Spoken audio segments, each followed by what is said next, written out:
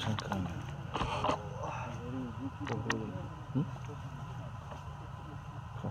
Kan mau itu, coba praktek pun tu, ani capai. Terjadi sama sini.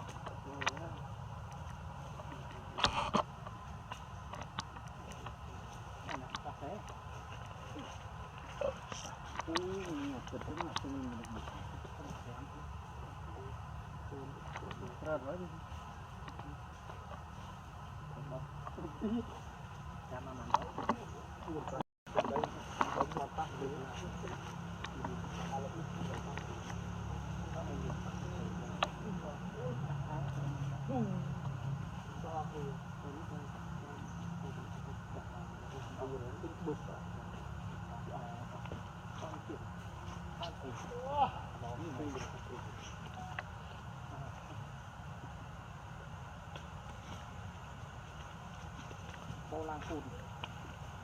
làm khỏi to nhỉ ô mặt này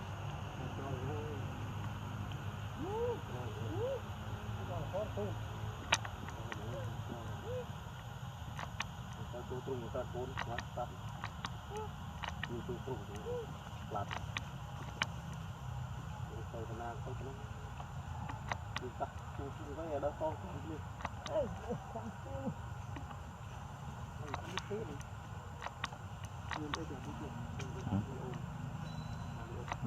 Lên mong chạm lên chỗ này rồi.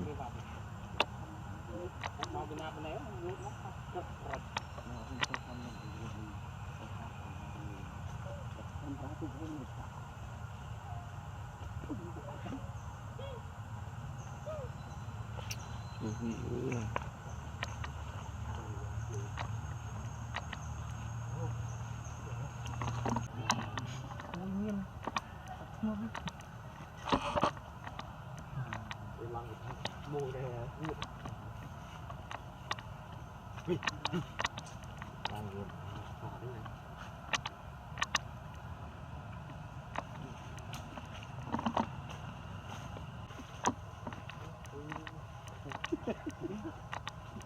đập ngập chứ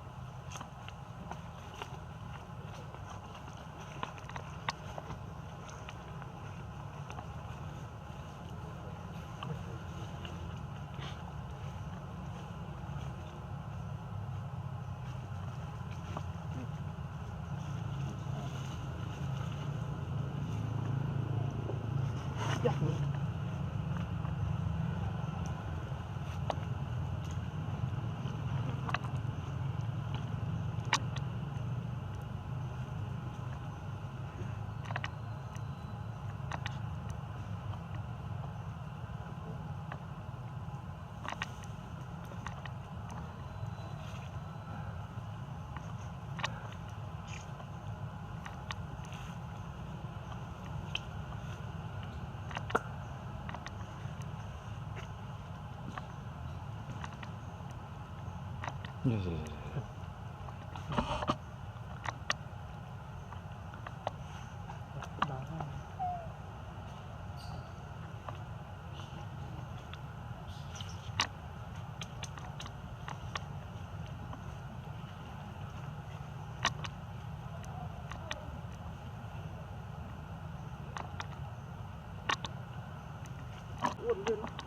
ba là lùi bật quánh bột rồi lên mua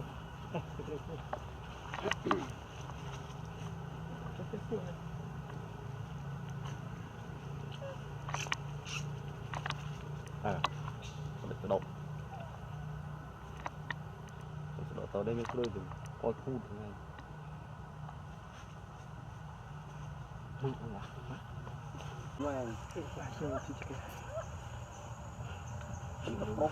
Pro người ấy.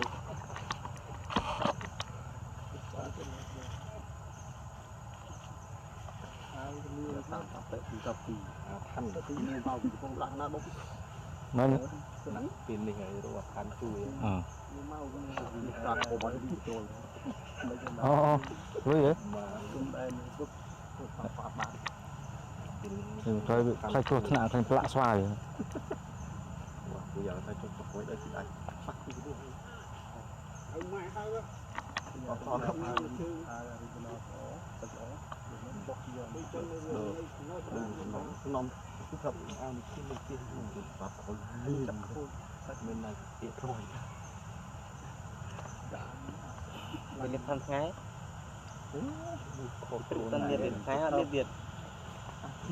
mình đi độ đâu lên vẫn đây phơi mưa nữa bao nhiêu thảo về cái không có phơi nữa không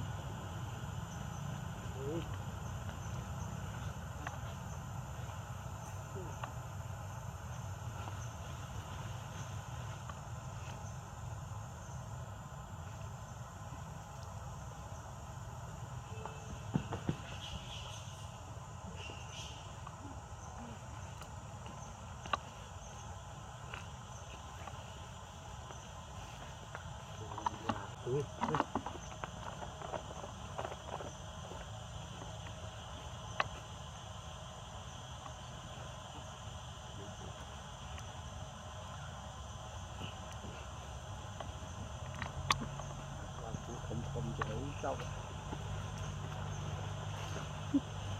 thì liền một tiếng đánh châu ok mày ơi mày ở đây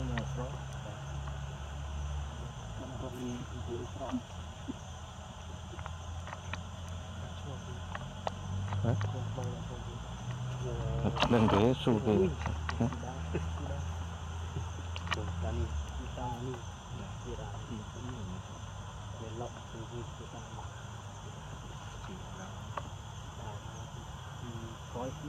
tôi ao đi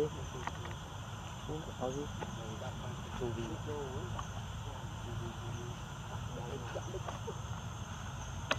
trời trời trời trời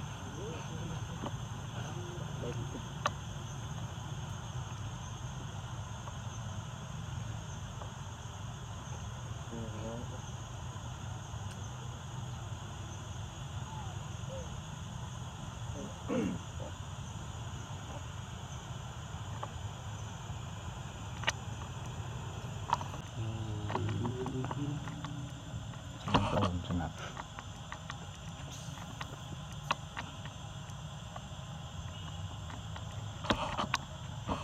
này vui đấy bằng cái choi cá lõ chân nụ ngoài bằng clip thép dưa ná chụp thọ nên là chập đồng thằng mó cục rồi lang hàm chụp ơi cho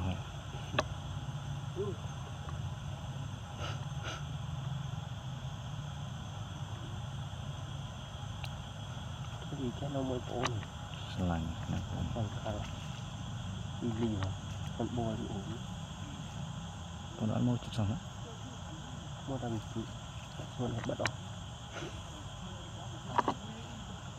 nên là mình này cái môi này mua cái này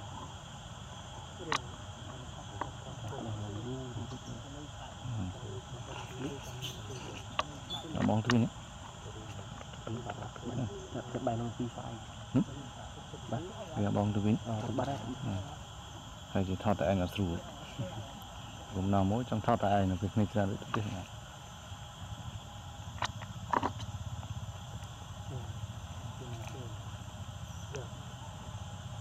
em để xin lỗi cả này theo khăn có bị ruộng trong lưng như thế có bị có cái ruộng tự lộ ở đằng luôn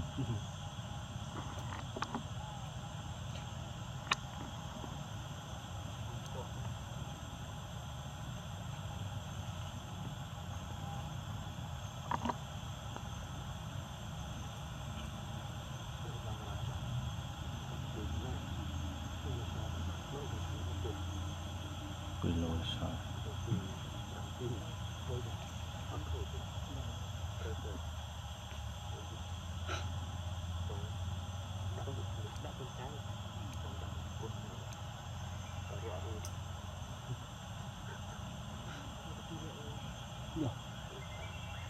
mày đi nè không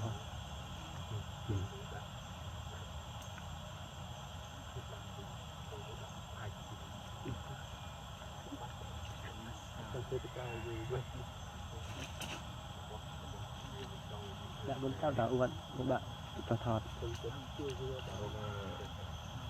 đã bị anh đã bị nhẹ nữa làm thọt đá lýไม่ใช่แม่มรีเดี๋ยวแม่มรี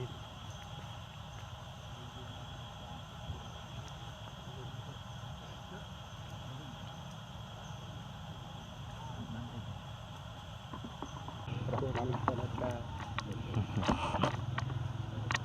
จับมือที่นี่เราคุ้มได้ đồ bò đó. ก็บอกเลย rồi vô chờ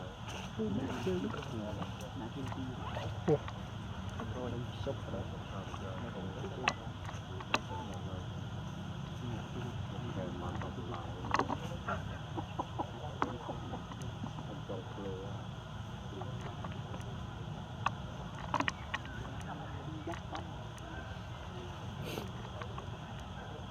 ngang như xoài À. Không phải sợ cài thì một hôm còn hiện hộp cái này tự hỏi xoan cái trend này người vậy sẽ tất cả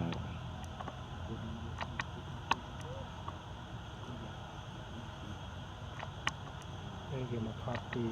thời thì dậy mùi đó ngoài sợi ớt không mình trên tiết cái trend cái mây đó chọc ok không nên được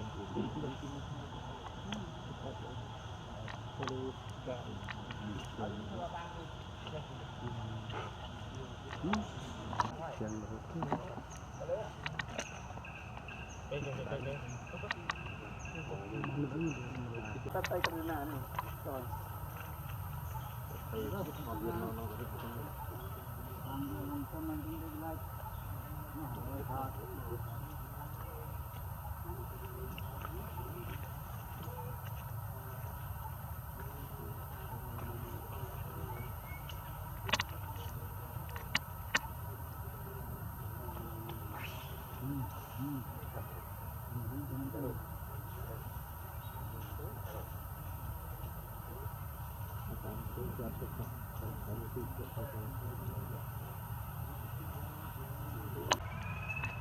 liền một bà đấy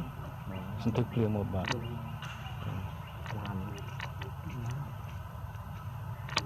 thế nữa một lần một vị sao nói thứ liền đấy một lần một vị khả năng tới 4 cả tiệt cái rồi sang nước cả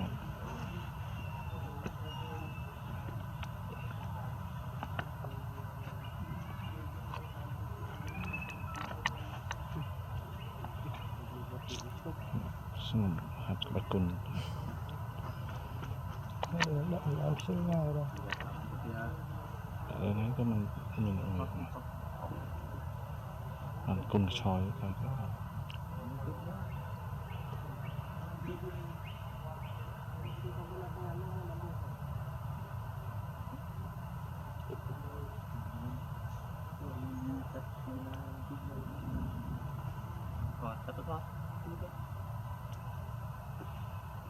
đi cho tới tôi từ này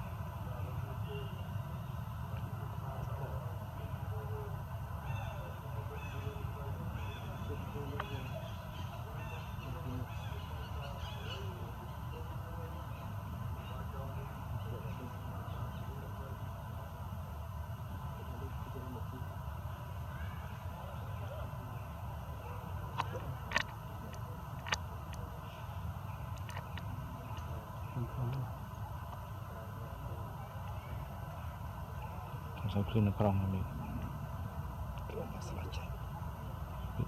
จะรู้สึกแต่ไม่ต้องถอยตกมอรุ่นเดียวขมาย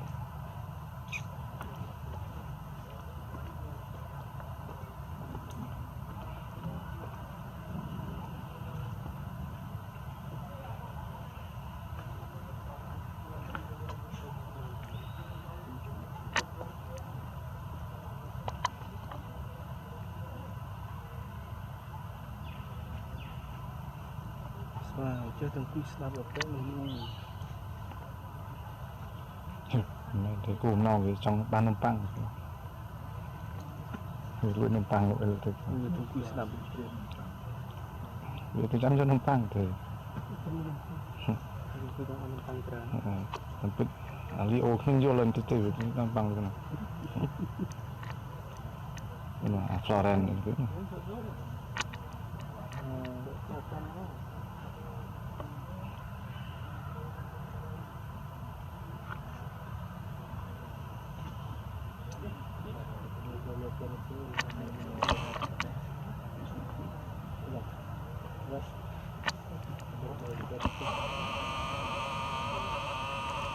อธิบายต้องตีมาเลยลุง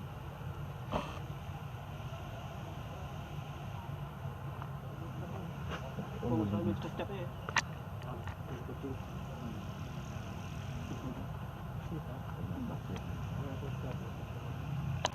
Pizza.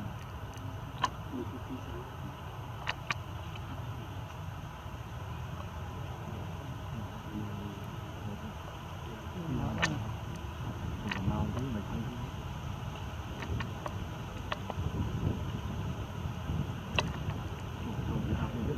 được nữa.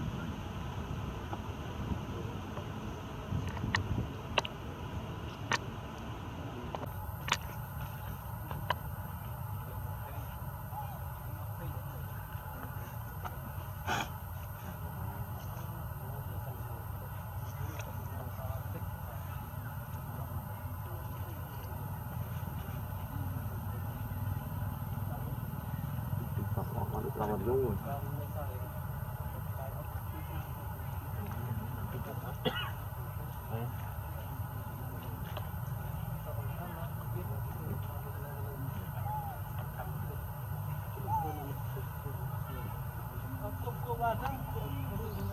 Phải cho nó phết.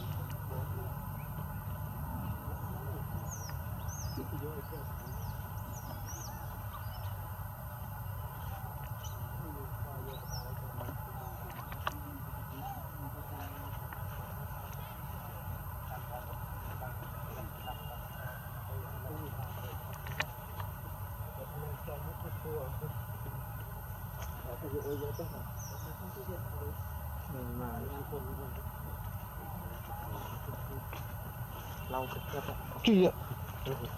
Dan dia bang aku jangan ngejak mana. Ni dia bang ada cái ao ấy bứt thì Kombang itu dia. Dan terus ya sopket. Sopket satu kan dan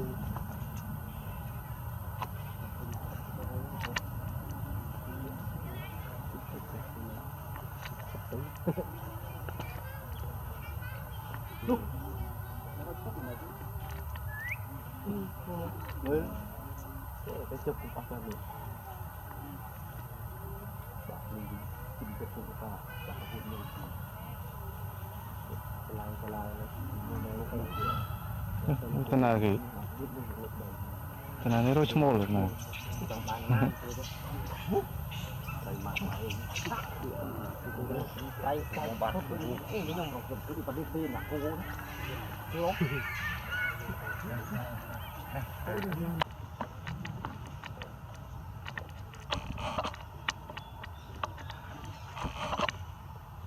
Really?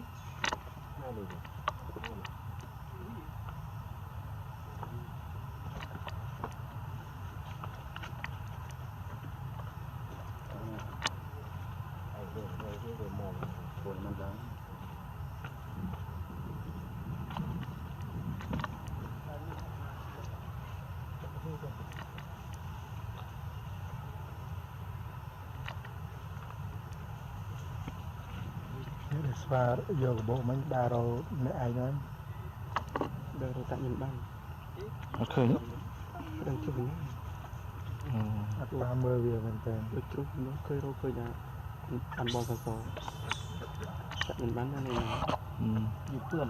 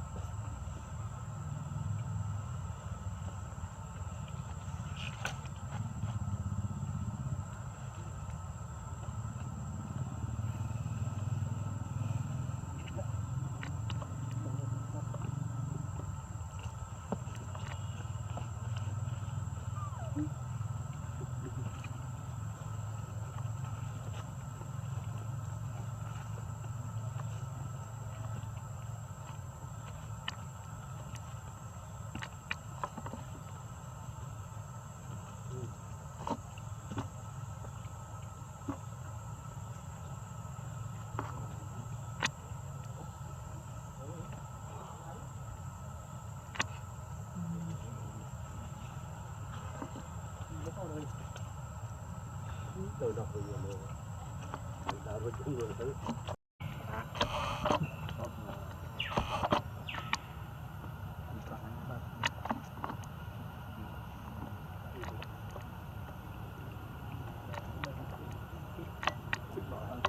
លីលីចូល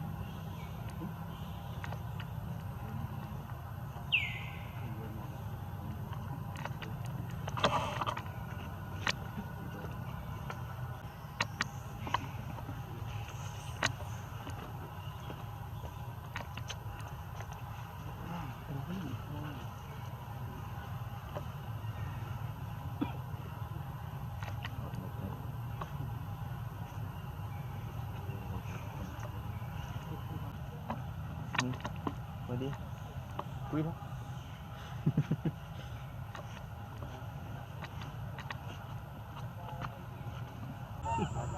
lên như sao này mùa như vậy ba này liệt thôi cái đam chỉ long cái đam rồi làm bên trong thì nó tốt thôi đạp mưa này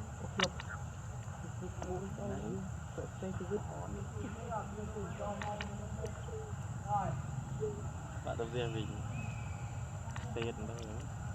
đặt vào với là rồi tập đạp rồi lại ô sắp tới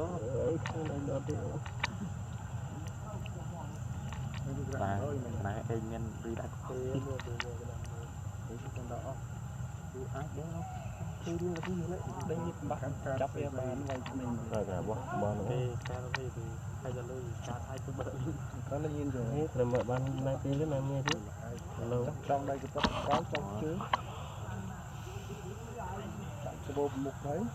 thăm cái bố chắc anh tầm đó cái lấy lên cây bố mình nhìn rồi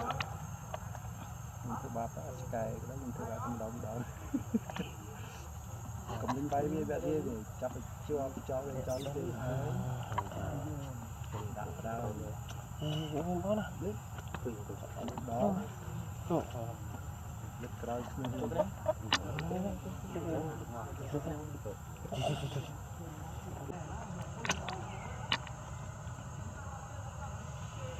về biết không anh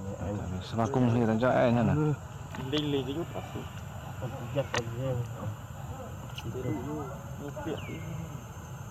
tôi quá đông tôi chơi vô và lâu qua dễ tin nó làm cho tiền chặt tàu hay cái ly cái gì cắt tôi bắt rồi làm mấy nhé linh cái nốt mà đã đưa được mình thì camera luôn đó phát khơi nào đây có